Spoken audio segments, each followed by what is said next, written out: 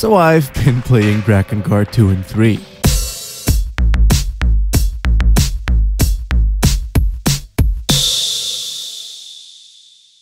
Hello, it's me, ThorHighheels, and I have something to come clean about, being that my review of the original Drakengard was a bit of a sham. I mean, I read my VO like I was on my fucking deathbed and hadn't quite hit my stride in regards to combining comedy and analness. But even worse was me running into the rare case of going into a game all excited, only to suddenly realize, oh no, I don't like this game. Don't get me wrong, I dug the story and I sure as shit love the grim and twisted tone of the whole thing. It's just, my problem was that I simply didn't actually enjoy playing the game all that much, which, when being the polite posy boy what I am, was something I tried to hide. Along with also hiding my mention making of the party member system and everything regarding the various weapons. I rushed my playthrough pretty much and simply pushed out the script thinking that things would be fine, all in a vain attempt to try and get to the game I actually wanted to play and review, Drakengard 3. However, one more game sat in my way. A game I knew would be very similar to Drakengard 1, yet also nowhere near as special due to the absence of me, man, as the writer. To say that I was hesitant to play would be a bit of an understatement. Yeah, so I'm just gonna be honest this time around and admit that I did not complete this game, nor do I particularly want to. I did watch the Clem's videos that are quite okay and sum it up well enough, I think, probably, but not being a meme-man certified booty shaker, Drakengard 2 strips itself of the dark, sickening vibes of twisted, incestuous pedo-priest dragon fucking, and is instead about a generic anime boy called Noe, who is a royal knight of sorts with special powers and dragon friend, and a generic anime girl called Mana, who is actually this bitch from the first game. Yeah, that one. The really fucked up one, who is now only moderately fucked up. And together, these three go on an adventure because war. And someone needs to unwar that they're war with more war. Which is done through basically just the same fucking game again. Meaning, flaccid dynasty warriors on land, cool, but repetitive barebacking AoEs, and decently good, though sometimes a tad too drawn out, Star Fox segments in air. It's a neat frame, one could say. I like the mix of the mindless hack and slash as it is broken up by swift sweeping dragon donging and smuppage. It works. You could make a really fun, varied, and satisfying action game out of this by taking the best bits of that which it borrows from other well-established franchises. It's just that, it didn't really do that all too well. A fuck of a whole lot better than its predecessors though, that's for sure.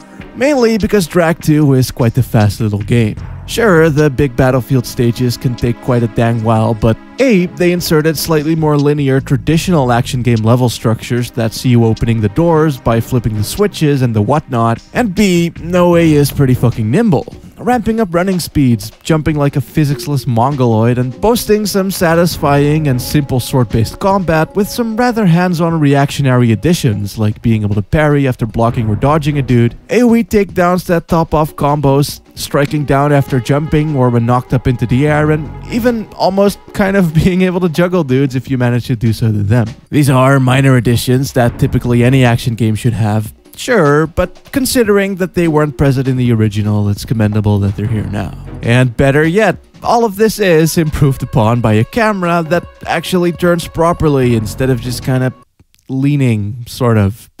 And the far less foggy fields make it way easier to find your target in case of a big level too. The whole game is just a lot less mindless, I guess. Still quite high on the Muso spectrum, but definitely on the fun engaging end. Overall, it felt a lot less like I was fighting the game, and more so like I was actually fighting the awfully samey and stagnantly overused enemies.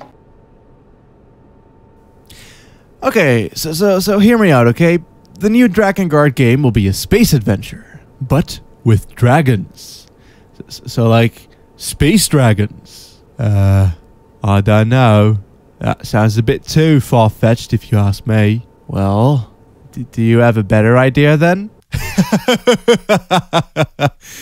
Yeah, fuck now. Taro was basically left to go and fuck himself, with the reins being given to some co-director dude with the strict executive orders to make the game more colorful and marketable. Hence, why we're here with pretty predictable anime characters and writing that's about as expository as one of Tetsuya Nomura's wet dreams. Oh yeah.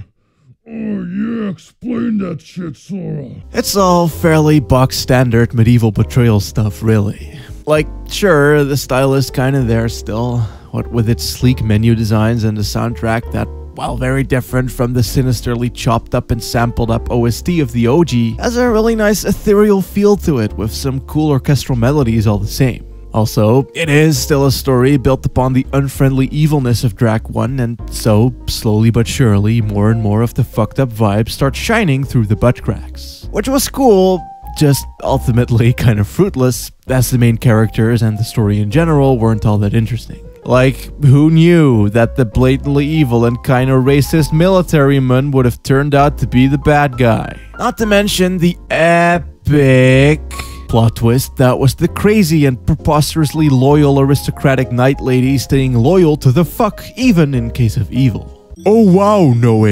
Do you remember the day when your father died? Yes, my fellow character. How could I forget that day? Writing. Like, Jesus Christ, game. I get it. God. You wrote some characters with tragic pasts who don't at all live up to the rapey, incesty, dragon fucky, sister-bagging, pedo-priesty vibes of the original game, and you're making up for it by stripping it of its suggestive writing and distant directing style that put you into the role of the horrified observer and got around to shitty low-budget model qualities, and added bogus cutscenes with bogus writing that boast the cinematic presence of a fucking simple 2000 game.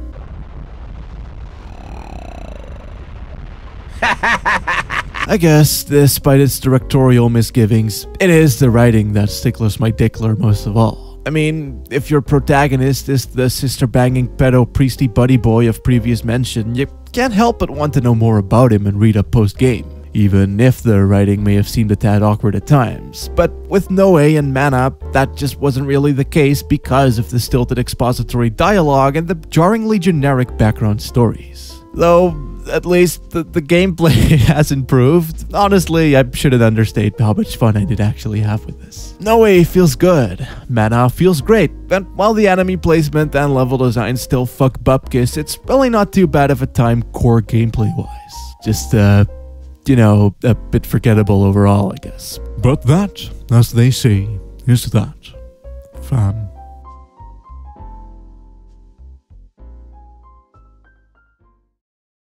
The story of DRAKENGARD 3 is set 100 years before that of Drak Uno, and largely centers on 6 goddess sister ladies who up and ended most of the war fighting with their sister ladylike charms. However, one of these goddesses, called Zero, is a crazy-ass bitch who has decided to go on a murderous rampage in order to slay the other 5 sisters, seeing as she wants the entire world to herself. Now, guess who you get to play as?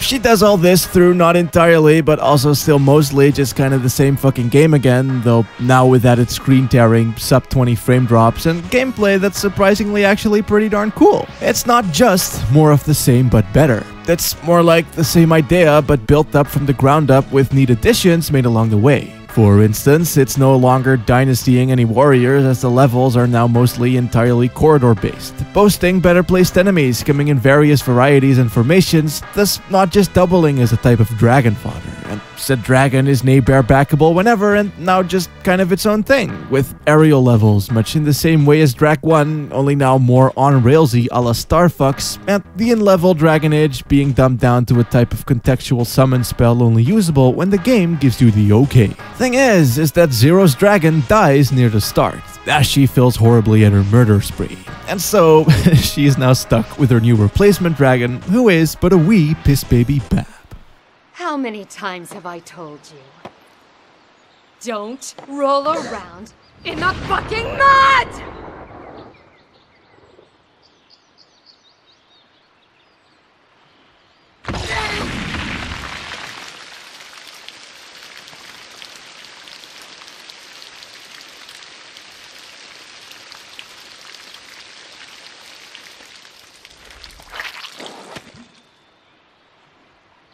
Man, tonally, this game is something else entirely. Which is good. I'd rather have something new, yet equally as interesting as Drak 1 than a bad attempt at doing the exact same, and honestly, I wouldn't have expected anything less from Yoko Taro himself. Now back once again in the main director's and writer's seat, though with a new team. Co-boy Takamasi Shiba suggested Deadly Premonition's Axis Games to handle a lot of the actual game stuff. They were good at making action games, he said, which, yeah, explains the menu bugs, and the always sub-30 frame rates, and the constant screen tearing, and the slideshow dragon sections, and the Danny DeVito. I just wanna be pure. The base game is solid as a rock though, maintaining the simplicity what the series is now known for, I guess.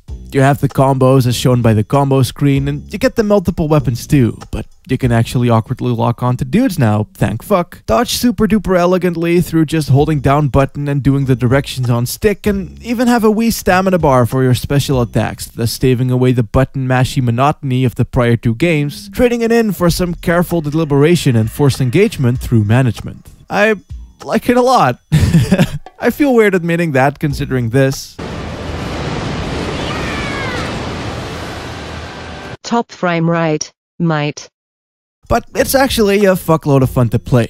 See, the controls with the dodging and parries and enemies that can only be attacked from the back all feel rather intuitive due to how snippy Zero moves about the place. But just fast, dude. Lunging at motherfuckers, gaining mad air mid-air, and in a weird way, it is to Kingdom Hearts 2 what Deadly Premonition was to RE4. So, like, nowhere near as deep and entirely meta-gameless, but still successfully conveying a similar sense of fast-paced style regarding the combat. And, as I said, the enemies play into this well, as they tend to come in pre-planned formations like the Congo line of gleeful lawnmower murder, or the actual tactical shit like them putting the shield guys who needs to be speared in front of the big dudes, good for emptying your bar on with some pacey little grunts casually racking up the cannon fodder quota in the back. Besides this being infinitely better than the paintbrush-ass placement of the enemies in both Drak 1 and 2 respectively, shit's also quite fun in and of itself, as the more varied setups make the act of merciless killing rewarding on its own. Shit's fun. Oh, and of course you also got the weapons and stuff. Unlike its two daddies, DRAKENGARD 3 does not fuck with the weapon wheel that let you carry an entire armada's worth of semi-swords. Nay, Zero is limited to carrying one of each 4 weapon types, being fast claws that do combos good, throwing circles of big range, normie swords of slice and dice, and the spears of prior mention used mainly for dudes with shields and armor. Anyway, you're able to stylistically switch between these 4 bad boys during battle, and are also capable of upgrade or buy new and menu in between levels with all the gunk dropped by the dudes upon death. Naturally, picking this shit up is about as much of a hassle as keeping the fucking camera out of the wall, but it is a cool addition nonetheless. As is the fact that your party members now follow you around on field, doing the equivalent of fuck all.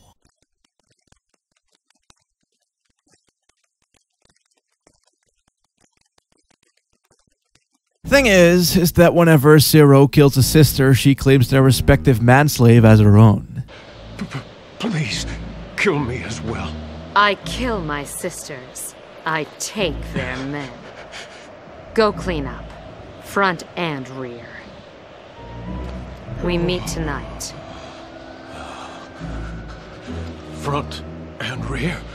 Yeah, that's not just me memeing it up like normal either. DRAKENGARD 3 is actually a big old sex quest. Sadly, the killing in question is now done exclusively through bareback, and not the sexy kind. These have taken quite the hit. That I don't think that the corridor levels are by design initially, as the game just can't seem to handle rendering more than a single fucking inch of land at the same time, making the dragon fights unresponsive at best and unplayable at worst. The flashy and admittedly cool attack patterns certainly don't help either, considering that they clutter your ass with light, making even something as essential as your aiming reticle, or the targets for that matter, that hard to find at times. Which sucks fucking dick. Like, yeah, there are only like a handful of dragon sections, but all boss battles are done through them, and thus have become horribly anticlimactic and sometimes even frustrating to fuck with. Though, luckily, the batshit crazy cutscenes that bookend all bosses make up for the fuck all the way.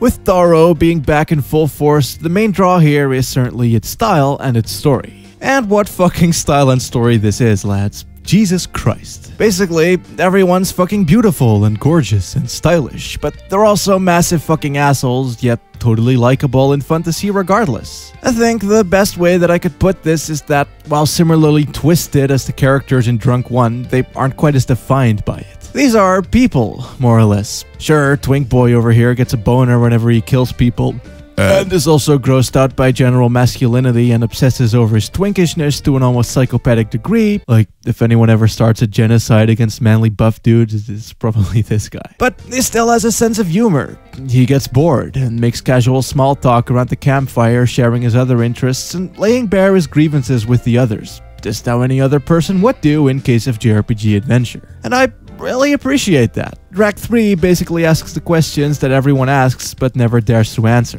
Like, do JRPG party members have casual sex while huddled up in tents all day? Do they poop? Stuff like that. It makes the dialogue overall quite colorful, to say the least. And due to the battle banter displayed during play, it is so constantly. Yeah, sure, it is quite typical banter in some aspects, though I've never seen it framed through the mind of an adult quite like this. Subversions aplenty just as well, like a wise and intimidating dragon being turned into a big pee-pee boo-boo face who asks dumb toddler questions and gets stuck in vines a lot. Or how about the mandatory Honorable Samurai guy being revealed to be a giant BDSM twist my nips bitch. The mere thought of her using my weapon. Such wondrous humiliation. Again, they are bad, evil, perverted people, but they're made likable through their cheeky, casual sense of humor, which really got me to connect with this game in a way that neither of its predecessors did. Hell, even the generic soldier dudes speak aloud their fears, wants, or after-battle plans right before Zero slices them up post-humanization. What a lovely bunch indeed.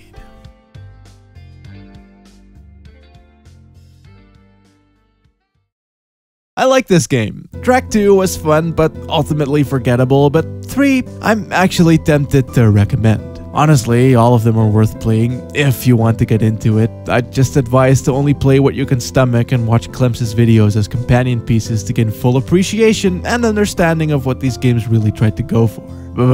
But yeah, Drak 3 was awesome. Not quite played a billion times to get all endings awesome, but then I do have a YouTube channel to run and thus can't spend weeks playing a single game, so my views on that maybe skewed slightly, is what I'm saying. I do respect Taro a lot more than I did already now, that's for sure. A good game designer, he is not, but he sure as shit can write characters unlike anything I've ever seen. He uses implication a lot, I've noticed. Like, one of the sisters is a virgin still, despite all the others having sex slaves, and she's really weird about that fact. Even the slightest sexual reference is met with anger in a rather childish fashion, but within my single playthrough this wasn't explained in any way.